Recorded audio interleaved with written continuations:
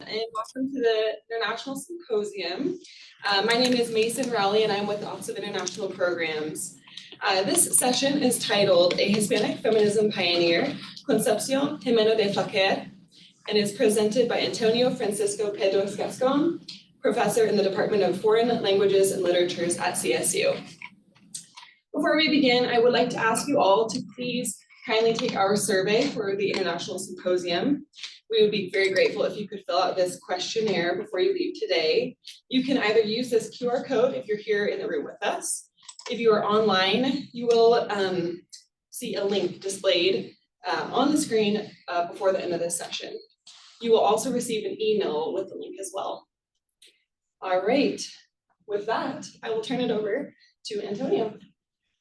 Perfect. So thank you very much to everybody here in the room and all the people who may be attending online. I know that the Escuela Oficial de Idiomas in my own home city was thinking of attending. So that to me is such a joy and pleasure, and one of the perks of being a professor. So again, thank you. I'm going to be presenting on Concepcio Gimeno de Flaquer, that is a Spanish feminist, that is a figure that I've been working on for multiple years by now. And first things first, let me see if it works. Go ahead. Go to the next.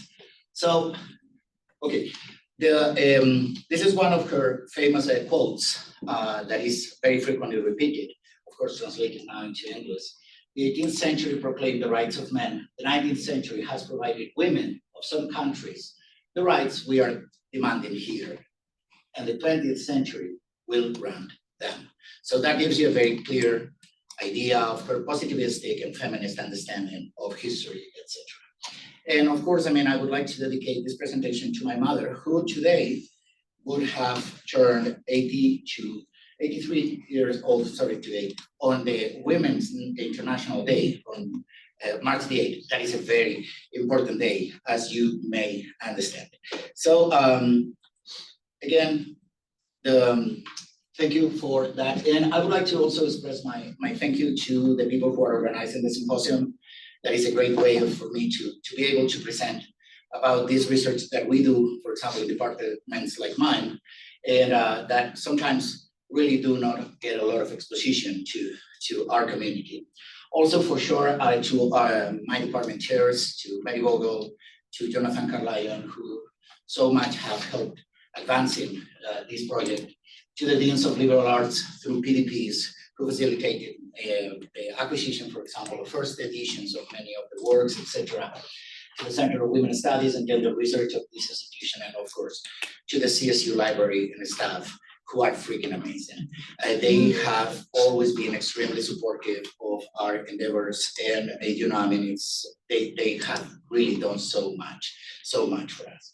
So in addition to those locals, I would also thank several of the institutions that have been very vital, very important in this endeavor. The Biblioteca Nacional de México, the Archivo Javier Clavijero of the Universidad Iberoamericana, that is where the Porfirio Díaz archive is. The Biblioteca Lerdo de Tejada, who were really amazing to me, helping me in finding some materials that were not that easy to allocate. Or the Secretaría de Hacienda, and of course in Spain, for example, to the Biblioteca Nacional de España, Spanish National Library, the Ateneo de Madrid, that also is one of the archives for her works, or the Biblioteca Nacional de Argentina, that also is one of the places where her last materials appear. And especially I would like to thank also the lawyer Eduardo Tabani of Buenos Aires, who is the person who helped me enter the highest tribunal of the nation in Argentina, and then get access to the litigation of her last will and testament that was otherwise unreachable to me.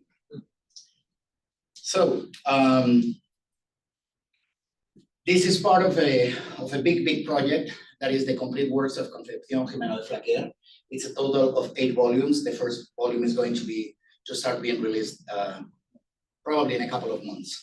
And this project was also entangled or part of a research project with the Ministerio de Ciencia and Educación and the Universidad de Barcelona.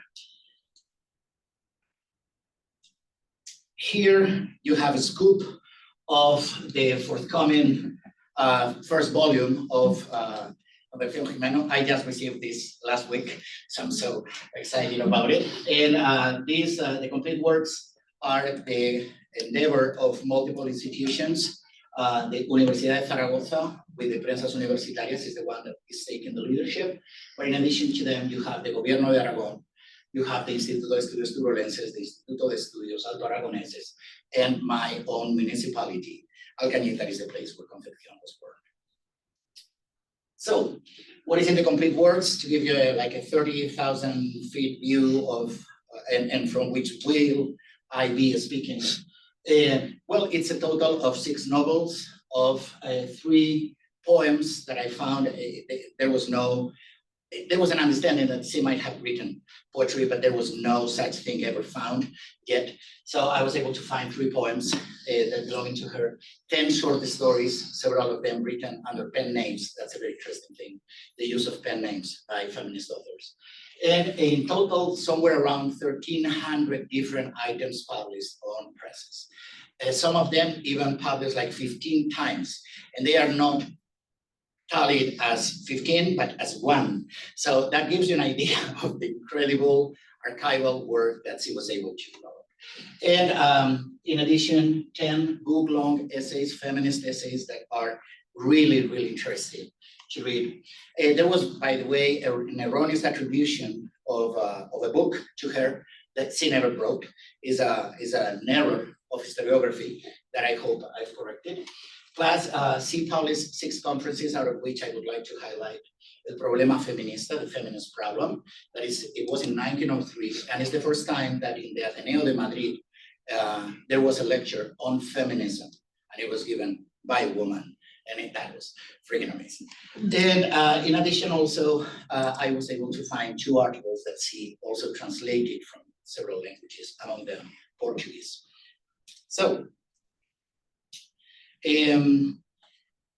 she was the most important and influential feminist voices, or one of the most influential feminist voices of the 19th century, and of the Hispanic feminism.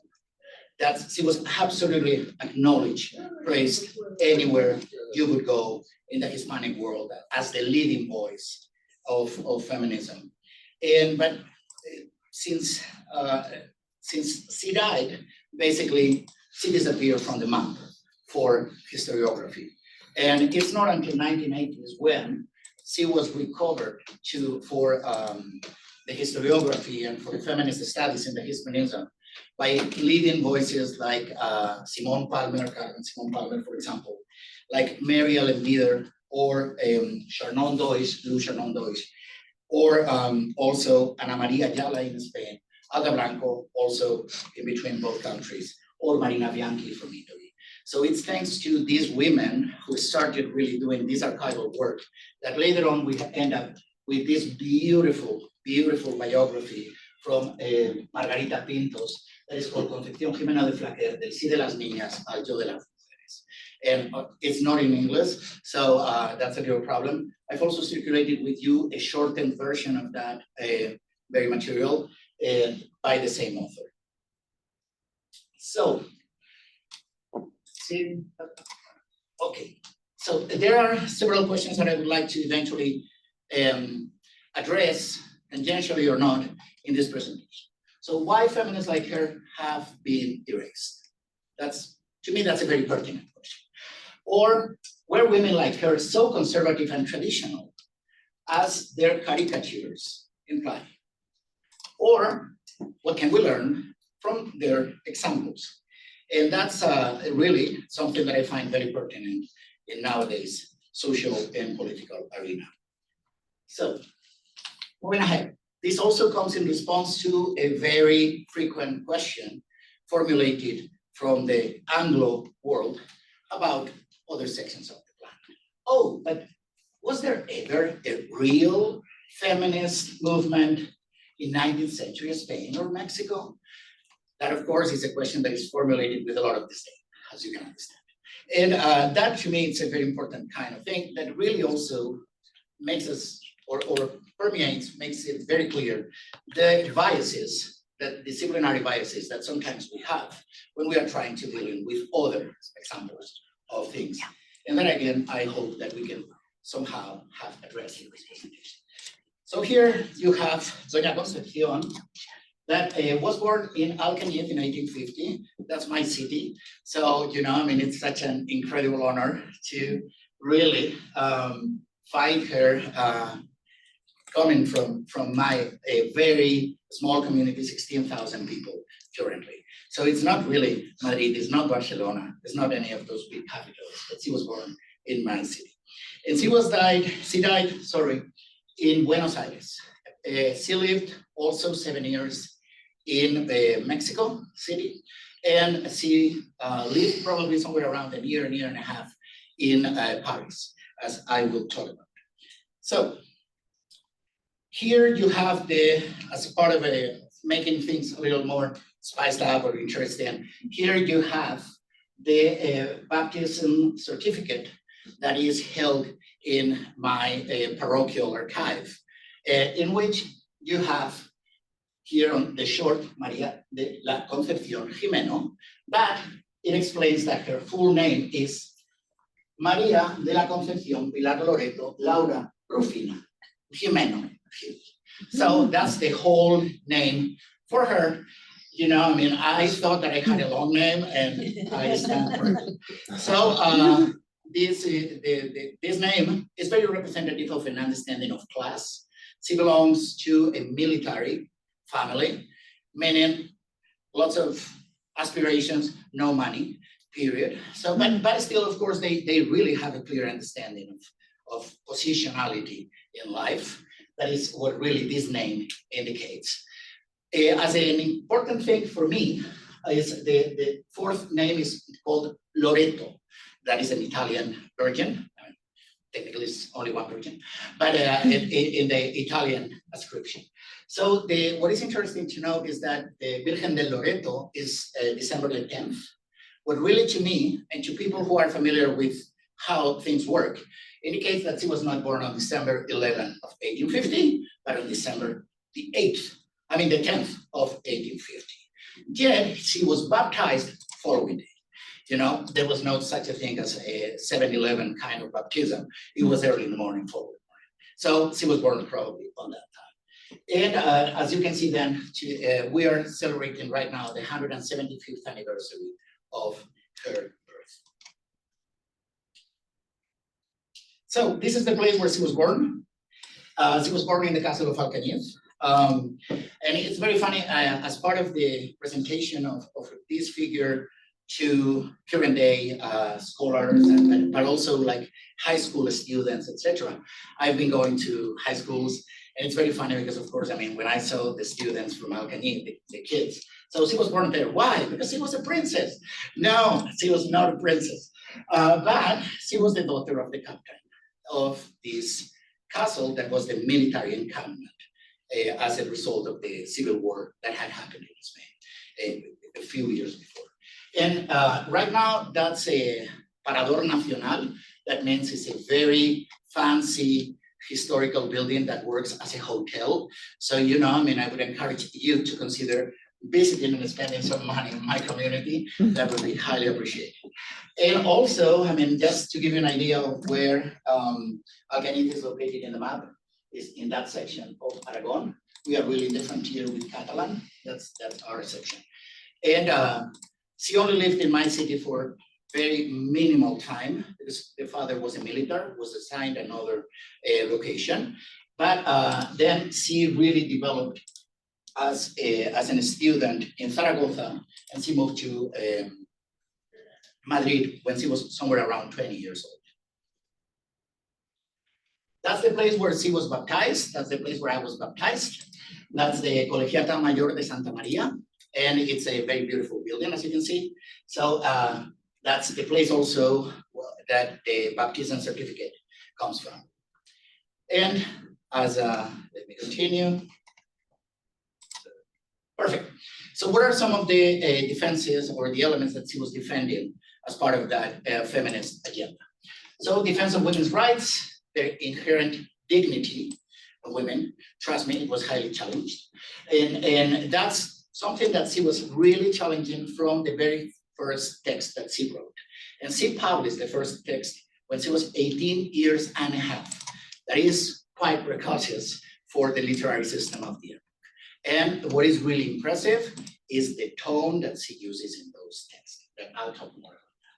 Also, she was demanding women's access to education, included higher education, included university education. That again was not prohibited, but didn't happen. And when some women registered to university degrees, they were allowed to finish, not to work. And then it was the law was overwritten so that women could not access that because it had not been prevented by the current existing law. Also, she was demanding, for example, working access for women to liberal, to technical, to scientific professions. Women should not only be doing home work or similar. Women belong in all of the spheres of society. Also, she was asking, and this is a nice one, equal salary for equal work in 1883. She is requesting that. So when people really are talking about these very conservative women, please. So, they lived in a very conservative environment, and they had to really consider and negotiate with very conservative systems. That doesn't mean that they were really that conservative. That at least is how I approach it. Also, they had she was demanding, for example, the capacity to administer their own wealth, salary, that it's not males, their husbands, who should be doing that. Women should have their own private accounts, should have all of those things. Again, for people who are old enough, that may sound also familiar here. In a capacity to administer business, for example, what happens if the husband has died? That in many cases, it was someone foreigner to the family who would have to run the business because women were not allowed to run their own business, though they belonged to them. And for example, the right to vote, that was in the 1900s, basically 1906, that's when she requested that. One of the problems with that is that due to the epistemic, to the disciplinary bias of feminism from the UK, from the US, there is an issue by which the fact that these women were not demanding suffragism from very early on, that's not real feminism. Well, I believe that's quite simplistic, an oversimplification. Because, the reality is that these people were not that really interested in voting rights because they were living in countries where though you could vote, the election was fixed. So why do you need to vote when the outcome is already fixed? Give me bread, give me meat, give me all those kind of things. They were asking very material and very tangible kind of things. They couldn't care less about voting rights. Does that mean that their agenda was not feminist? I digress. I really disagree with that idea. It's just that they were not in line with those things. However, also, she is the only person of her generation, the only public figure of her generation who really ended up supporting the voting rights. And when for the first time, the capacity to vote was addressed in the Spanish parliament, I believe it's 1907 or 1908, I forgot right now the date, she was quoted by the orators, male orators, who were in that as the moral authority underneath that request. So she was again highly, highly respected and highly acknowledged in general. So how is her thinking? Well, she was not a radical, that's for sure. And I don't know if that's a virtue, that's a reality. That's a reality. I would like for people to really walk on those shoes for a mile and then come to conclusions, rather than just jump from a point of privilege, of history, etc., that we are right now. So she was, for example, this is La Calzada de Mateo, has described her as a possibilist, and the quote says, "What is the line of her feminism? Conservative. I don't consider it as such." And it also took a somewhat tangential position with respect to the Catholic Church, as we will see below. Moderate, better also, although I would describe it as possibilist, with the strength to break firmly established molds that Catholic Spain was trying to contain.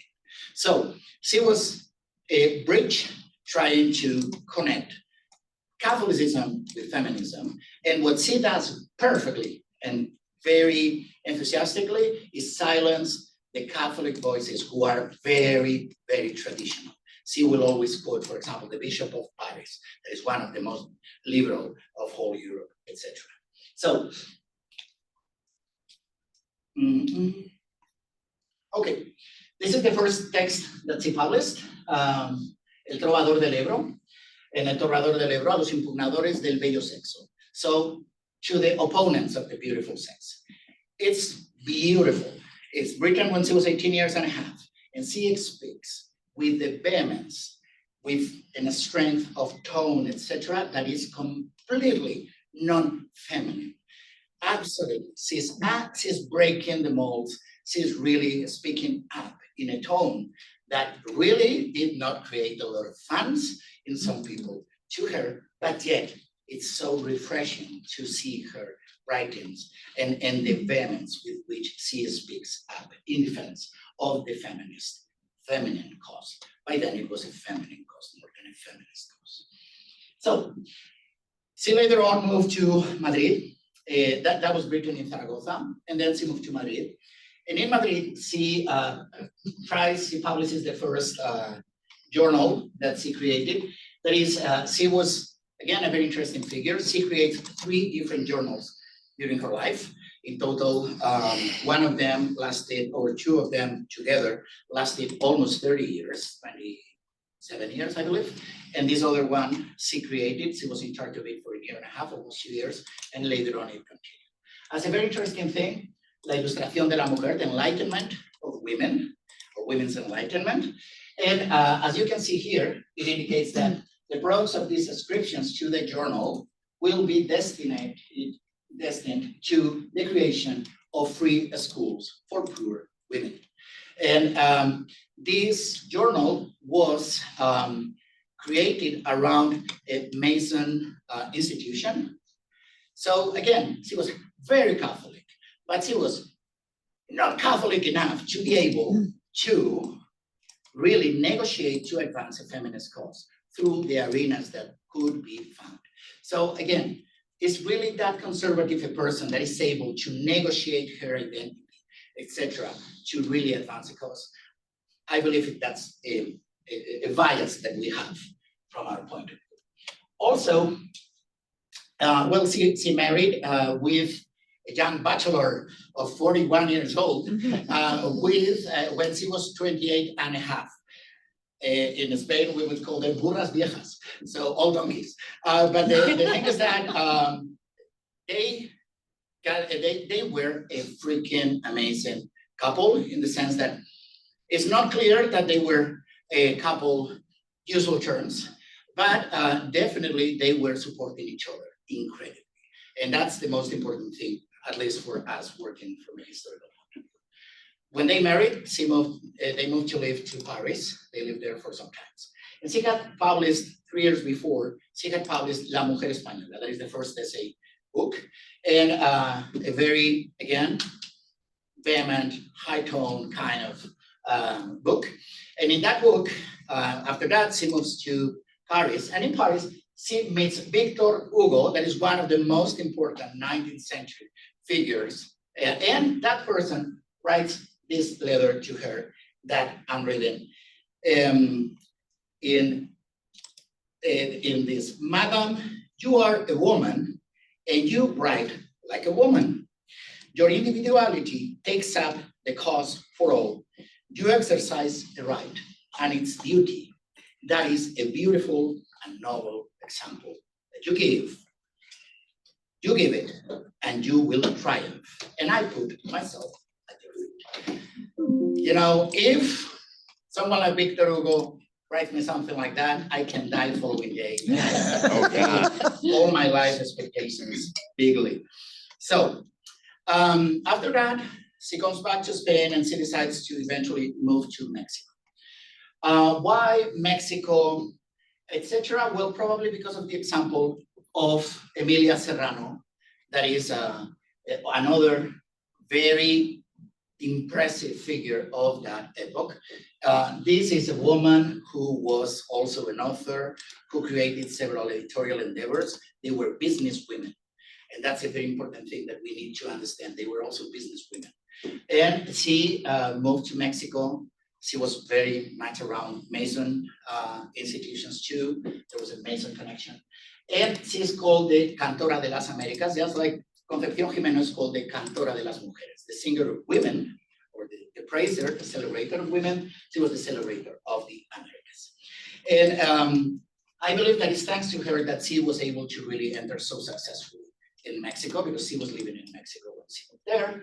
And as soon as she moved there, she was really immediately around the scope of Porfirio Diaz, who had been already a president once, who was going to be running for re-election, second term, with a gap in between, something familiar here, moving to the reappointment. By the way, he became a dictator. So something to learn.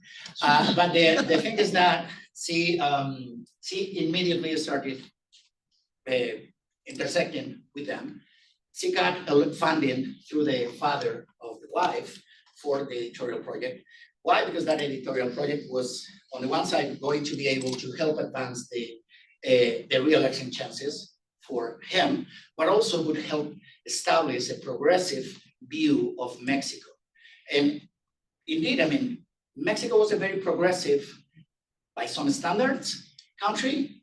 Of course, I mean, if we are talking about native populations, etc., wrong. But for other kind of things, definitely there was an aim to modernize the nation. And she is part, intellectually, of that movement, especially from the females, from the women's rights situation.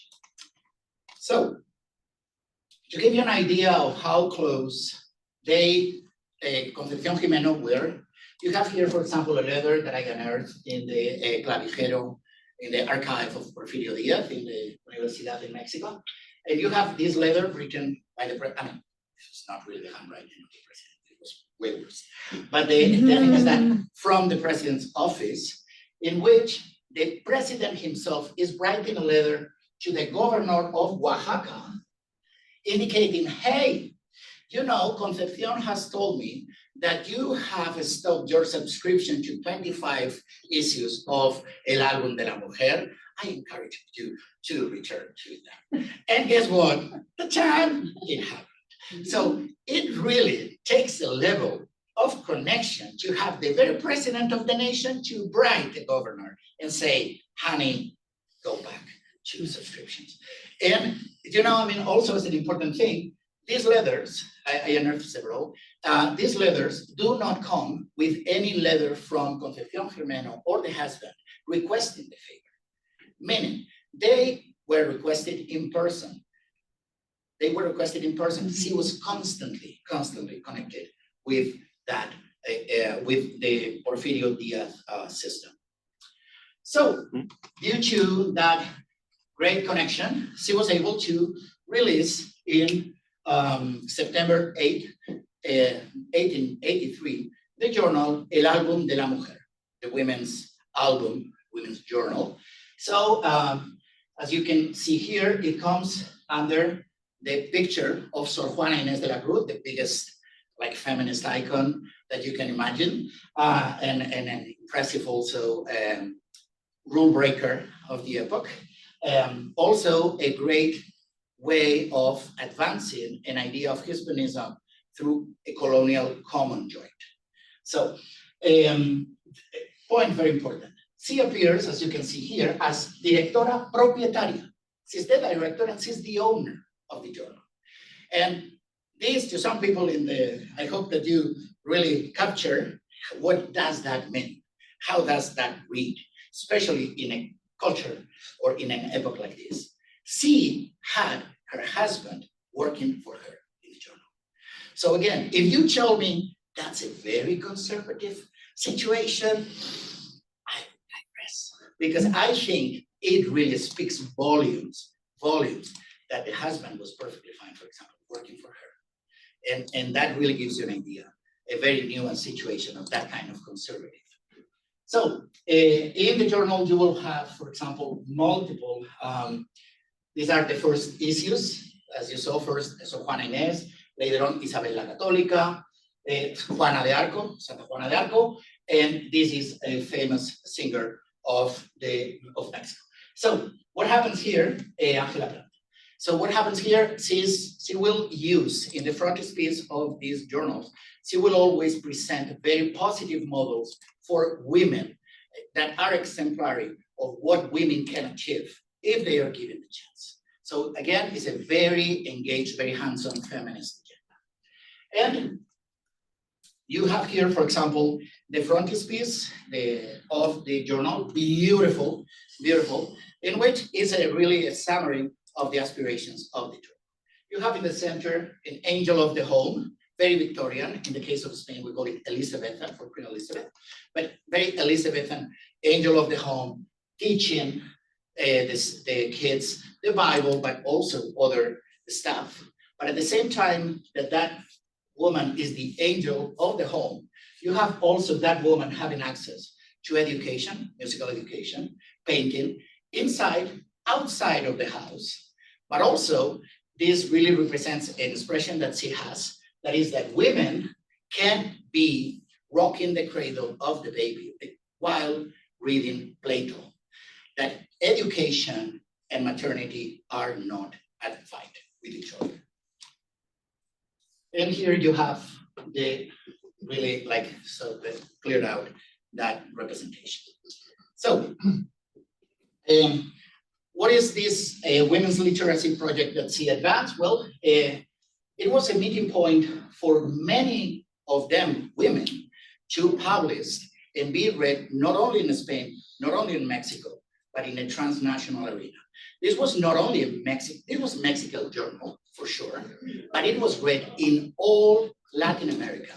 Plus, it was also sold in Paris. So it really helped presenting to the world a group of not only women, also males. So, for example, to give you an idea, Rubén Darío, that is one of the most impressive writers of Spanish modernism, dedicated a beautiful, beautiful poem to Concepción Gimeno when he was not yet Rubén Darío, to the point even that because he was not known, the person that was introducing in the typewriter, in the printing press, the document, instead of Rubén Darío, refers to him as Rubén Brío.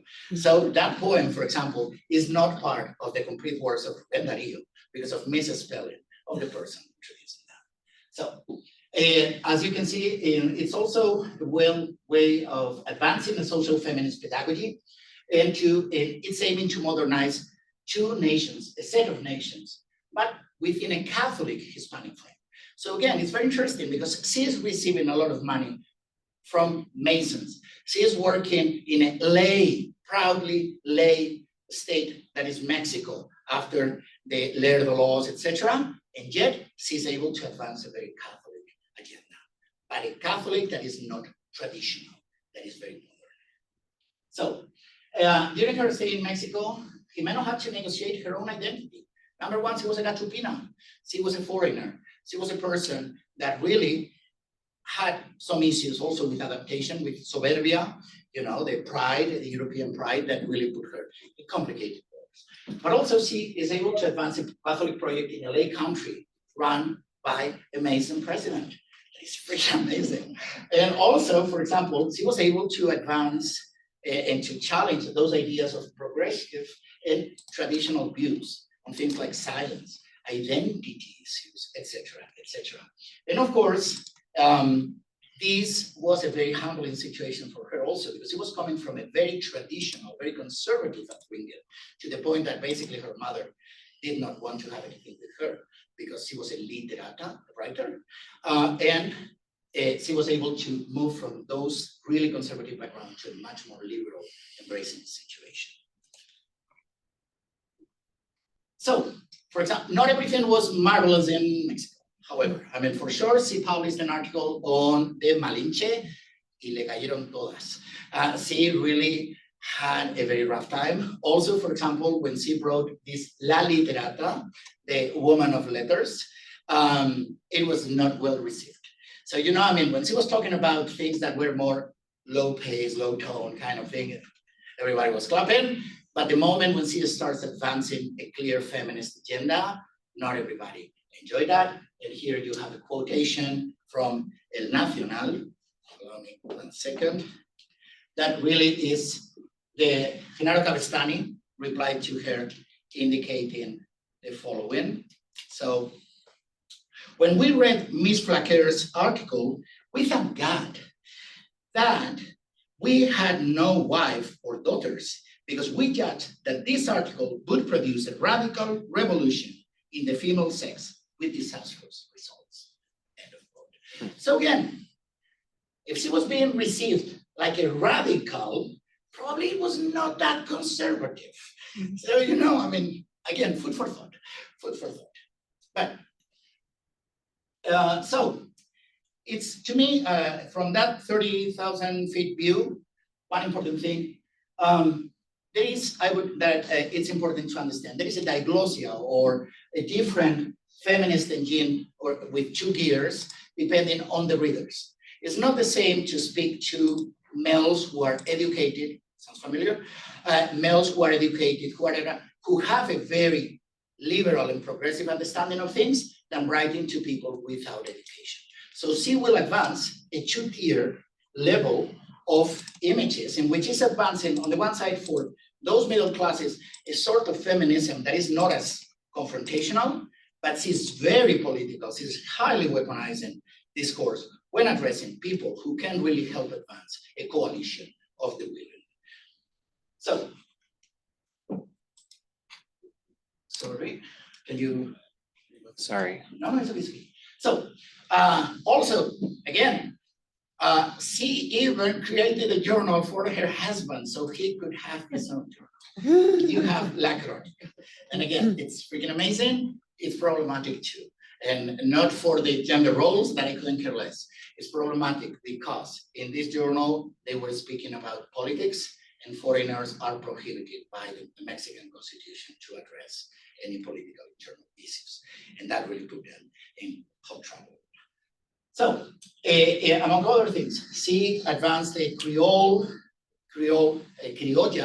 understanding of the nation. And that's, of course, from our present day views, is problematic. Hello, it's white, it's high middle class, it's all those things that we can all understand. So, she explicitly indicate that Native Americans are not part of that Raza Latina. I know that will rub wrongly many people, but that's her understanding of the epoch. So, and see, for example, I mean, she addresses issues like slavery in the epoch. However, the problem, for example, in Maura about this black mestizo woman is not that, it's not really, or you could wonder if it's really slavery or if it's the fact that she could almost pass for white and she's being enslaved. So there is also some nuances of discourse that are worth considering. Okay, when she moved back to Spain, she established, she continued the journal with Mexican money. So Mexicans continue paying. She moved to Madrid, and she publishes this El Álbum Iberoamericano. And she became, literally, to me, I've described her as a cultural double agent, because she was both advancing Mexican interest in Europe and advancing European interest in Mexico and the Americas. She was a total bridge, double agent of both things. And here you have the frontispiece, just to compare with the previous. What a difference a day makes.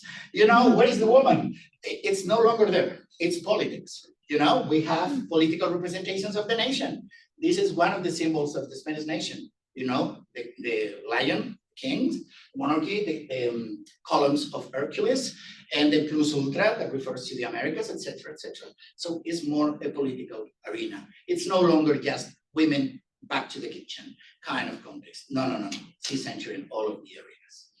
And again, you have that representation there. As a very beautiful thing, when she moved to Madrid, she presents immediately right after, she moved just a couple of weeks before, she presents this Civilización de los Antiguos Pueblos Mexicanos, civilization of the old Mexican people, countries, populations.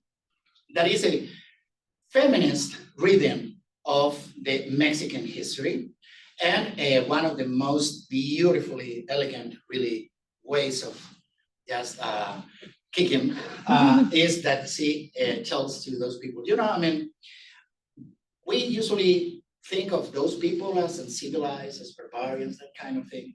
But let me tell you, they treated better than women.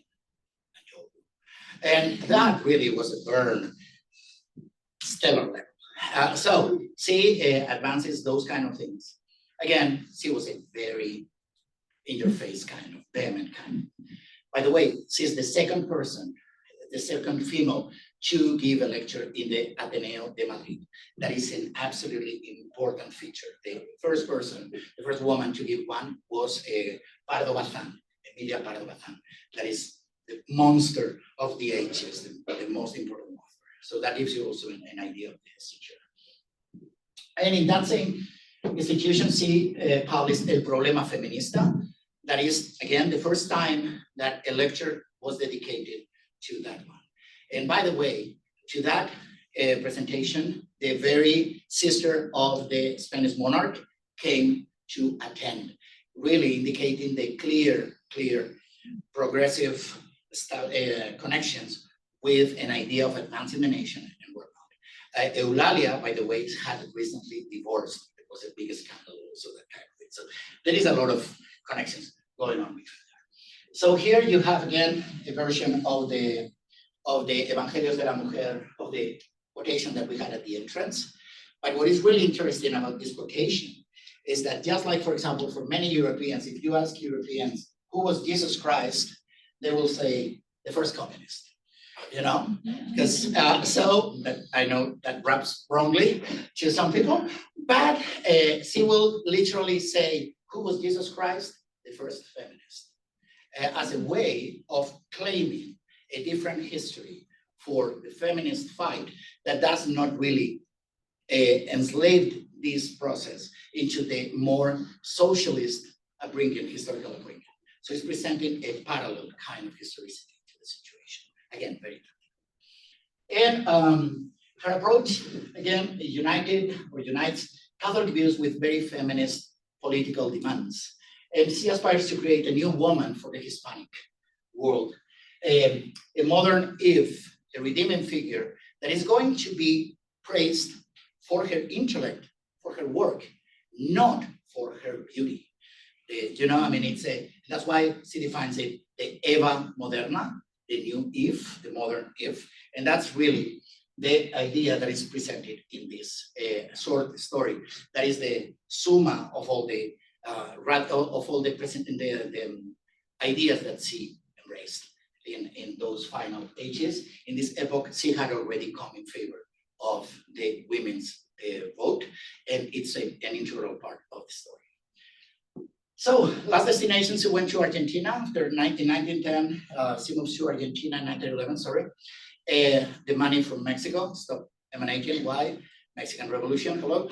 So, money was not really pouring in. So she moves to Argentina to try to enter the political arena. She really was all over Latin America doing lectures, feminist lectures. She was praised for her fight, constant fight.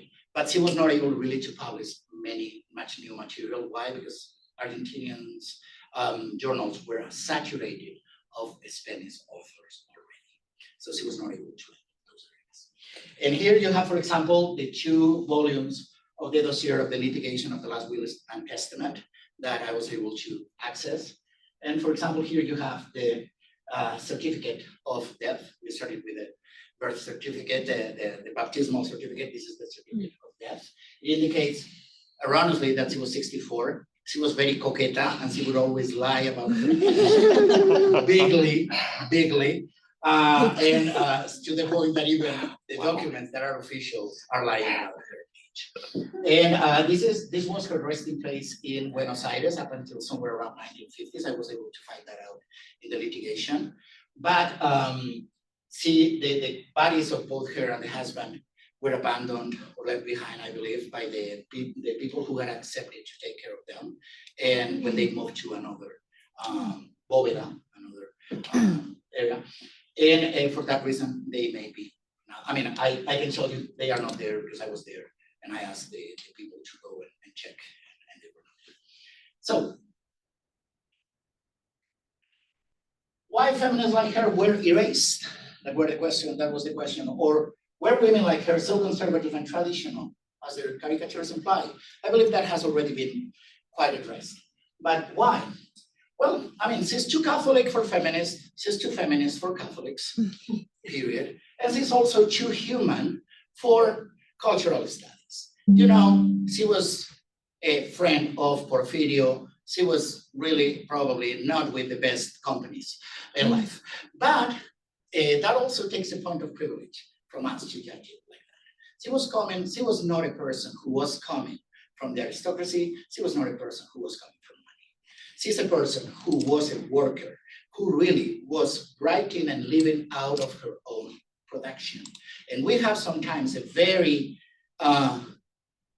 Apollinian disdain for those people who really have to work to get the food on the table. And that's something that we should really be a little more humble about, because these people, she's not like many of other people, a person who had big pockets and could just entertain literature as an additional way and as an additional revenue. Literature was the primary revenue, the only revenue that she had. So, on the other side also, for example, there is a very narrow understanding of feminism as only suffragism. There again, I think it's very limited. Again, going back to some context, current context, is only voting what constitute a liberal democracy? Or what happens with illiberal democracies? Yes, we have people voting, but guess what? So there is much more than just voting as the only item that should be tokenized. And yet, we tend to do that from this sphere as a way of disdaining and look down those people. Also, her creative writing is highly Elizabethan, highly Victorian. You know, so I'm not a big fan of that model, but her essays are really impressive when she's not really going to that highly Elizabethan. And her productions are also scattered in between two continents. That makes it very difficult to have a global understanding of her. That is also part. Last also, women were like her so conservative? I don't think so.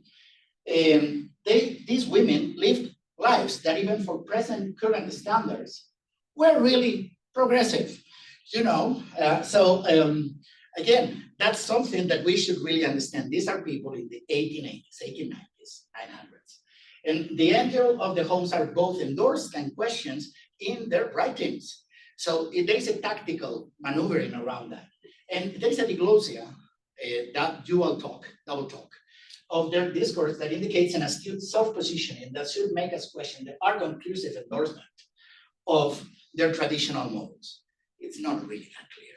So I just want to finish with this image from Goya, that is the Inquisition and Act of Faith. And I believe that this is really what was happening with these people. These were people that the only way of being able to speak up was if they were wearing a San Benito, this kind of robe of penitence, in which they had to swear that yes, they would be following the angel of the home and all those kind of things. How fooled are we by continue reading them as they were really hardcore believers in those principles is up for discussion, but it definitely merits some consideration. And thank you for your attendance here.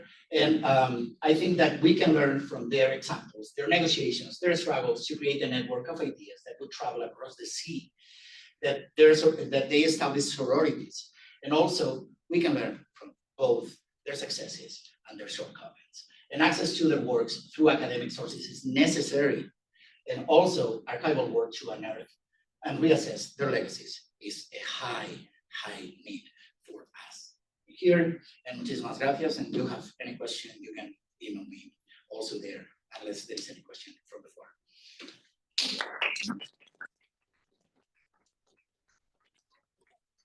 So thank you. This was fascinating. I'm having a hard time imagining this woman growing up in relatively rural Spain. I can think of few systems of patriarchy stronger than the Western military. Absolutely. And then I thought, okay, it must have been her mom. And then you said, no, her mom kind of disowned her. How at 18 did she write this when that was her context? Did she have a mentor? Who opened her eyes? That's a great question. The thing is that she's one of the first students of the Escuela de Maestras, so the female teachers school in Zaragoza. So there is indeed she dedicated a very beautiful praise to Gregoria Brun. That was her teacher in that place and was the person who inspired her love and lust for education. The mother was absolutely vehemently against her becoming a literata. She was coming from a very, very traditional background and it was completely against. To the point that, for example, she dedicates the introduction of one of her first novels to the mother, and she literally addresses her in the dedication and says, this even for a severe, and in capitals, now that we have Twitter, etc., in capitals indicates severe mother like you. So it's evident that she was not really, the mother was not enjoying it. However, what is really important is that, she was a person who was very engaged politically. That is something that is not that frequent, but she engaged politically via the use of pseudonyms. And for that, the very king invited her, when the king was able to be reinstated in power, thanks to people like her defending the public arena in defense of monarchy. She was invited back to the royal palace to present the introduction of her first book of essays. And he also invited the mother to that place. And when she was speaking and reading part of an abstract of the work, the king was constantly stopping her, clapping and saying, marvelous, fantastic. Yet the mother never really accepted it. And it's evident among other things, the mother never attended the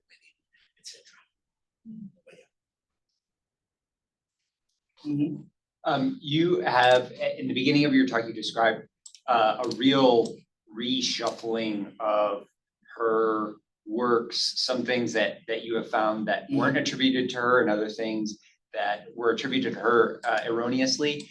How could you tell us a little bit about how you figured that out in that detective work? Yeah, it's a total kind of detective work, archival, beautiful work, but it's a total detective work.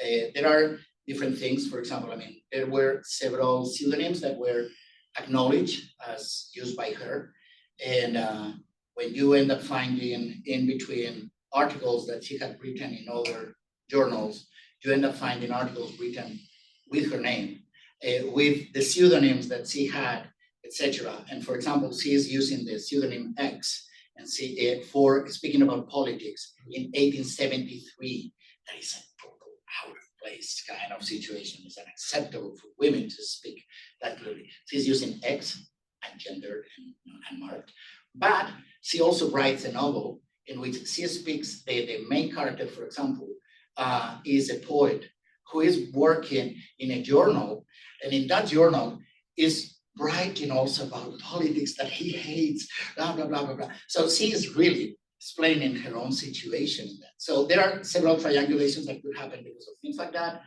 Others, because for example, I was able to find in Mexico text that the moment when I'm watching, I'm like, this is Concepcion, I've read it already. And it's signed by another person, Cop. And why Concepcion Pilar, Cop? So, and then you go back and you find that there are more articles by Cop in Mexico. So those belong to her. And there were several other things. So, but it was a crazy, sometimes it's a bet. Occasionally, for example, there are stylistics that really identify that this is the person is using common images or expressions, etc. In some others not. And also, I mean, there were a ton of materials that were not signed. because I mean, it's editorial working. It's like ekphrasis. That is the comments of images in the journal, that kind of thing. But it's evident that it's her who had written that. So in the complete works, they are identified as her work, but they appear as not signed.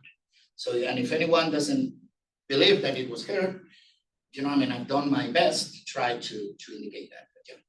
So you were reading years and Years years and years of and- periodicals. Yeah.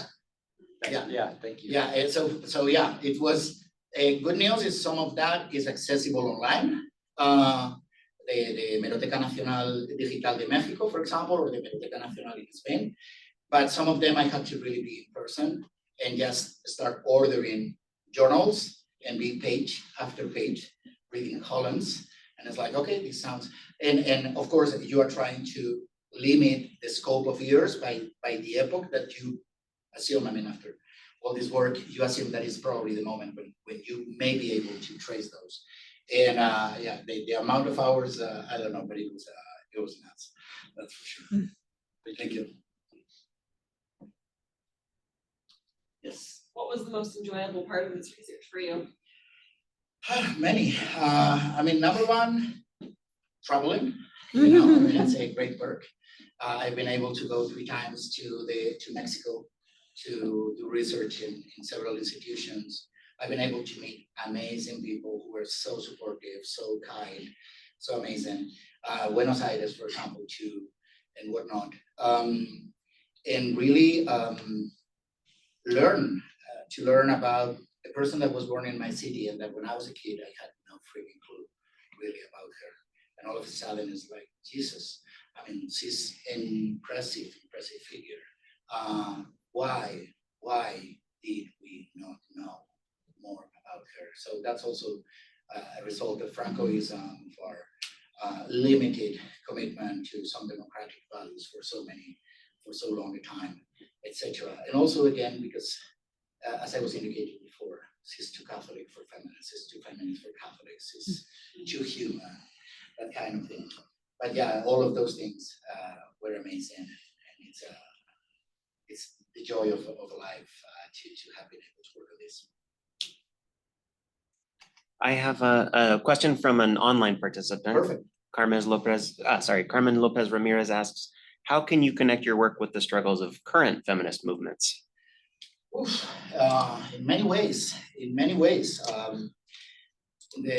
sense that this is a part of a historical agenda, and that, I mean, life is, history is like a tango. It's one step back and just steps forward and that kind of thing. And definitely there are many learning moments that we can have from these people. Again, as I was indicating before, I believe that we have, can you move back one? Oh, sorry. We have we have a lot of things to learn from this. This generation was the first one who really established an international feminist arena, transnational feminist arena, a coalition of feminist writers, etc., and fought for a defense of women's rights. And I believe that, again, I mean, sometimes we have, especially in this country, we have a very nationalistic based understanding of the world. And we should tone it down. We should be a little more humble. We should be able to understand that we belong in an international arena and that we are part of a bigger scope. And I think that people like her are really highly exemplary of those things. And we can learn so much about how the struggles that they had. Thank you. Thank you.